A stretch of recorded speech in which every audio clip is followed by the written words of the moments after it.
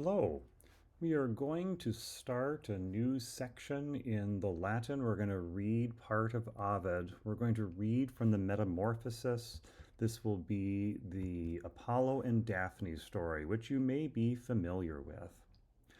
So, one of the reasons to do this is because it's going to allow us to review things. Today, we're going to be spending some time reviewing the demonstrative adjectives. These would be the adjectives hic, haec, and hoc. As we know, right, they're going to have gender, and then, so hic deus would be this god, haec nympha would be this nymph, hoc tellum would be this missile or maybe this arrow for a lot of this story. So hoc tellum cupido in nympha fixit would be this this arrow, this missile, Cupid fixed or shot in the nymph. But a lot of times we'll just use the demonstratives by themselves. This Cupid shot into the nymph, or filius veneris huic Deo ait, tua gloria est minor nostra. The son of Venus said to this god, your glory is less than ours. But a lot of times we'll just leave out the noun and just use huic. The son of Venus said to this one, or said to this guy, really. Latin likes to use the demonstratives as pronouns. So here's some sentences for us just to practice with, right?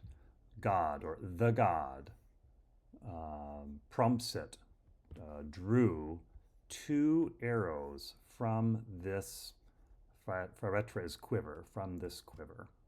Or illud cupido in Apolline fixit. That one, that arrow, Cupid fixed or shot in Apollo.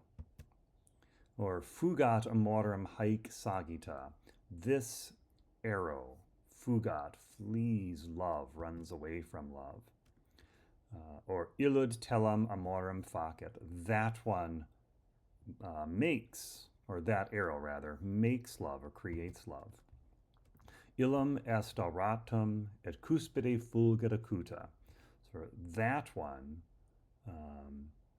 it is golden, and the sharp edge or sharp point, fulgit, it glows, it glimmers. We've seen this already, right? Filius huic veneris, right? The son of Venus said to this one, your arrow figit omnia, it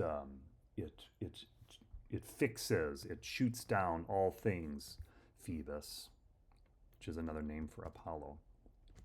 So if you look on page 4 of the text, you can see the text from the Metamorphosis. In this edition, once in a while, it will add in nouns that aren't actually in the text, but it puts them there just to help us read through it. So I'll help read through this text with you. You're still going to prepare a translation for me and answer some questions, but I'll help read through this so we get the feel for it. So what's happened before this is Apollo was fighting a monster python.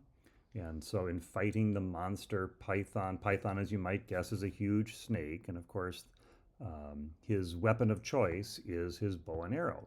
So he kills this giant monster, this giant snake, Python.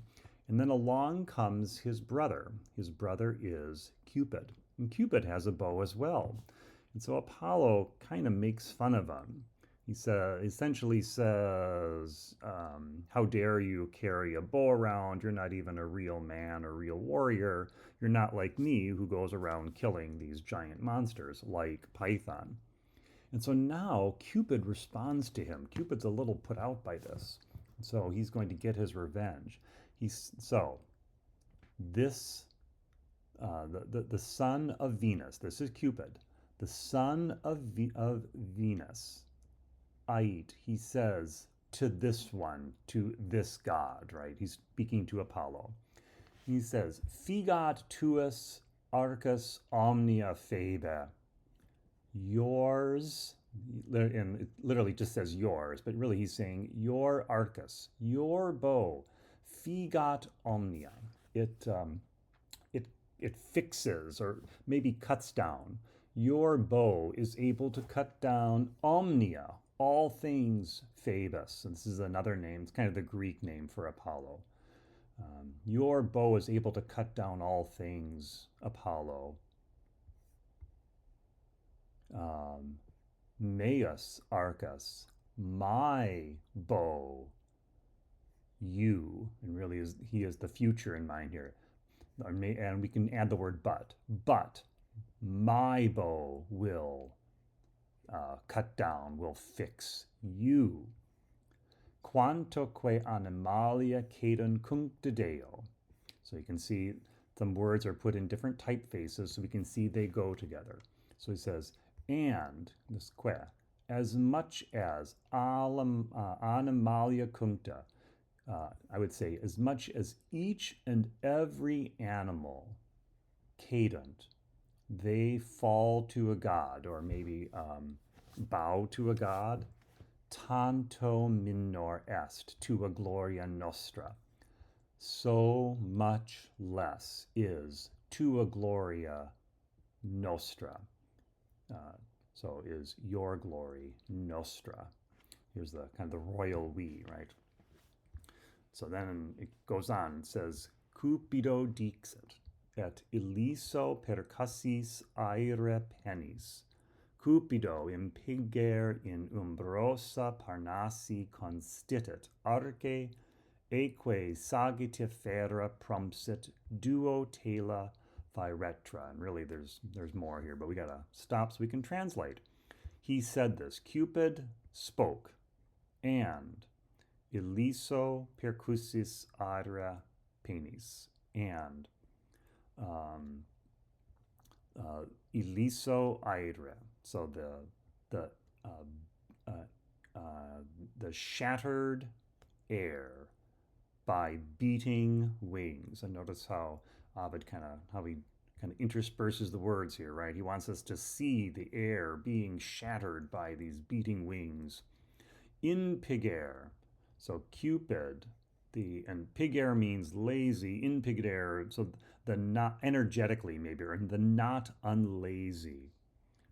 Cupid, he constitit, he takes his stand on umbrosa arche, on the shady arch Parnassi of Parnassus, of Mount Parnassus.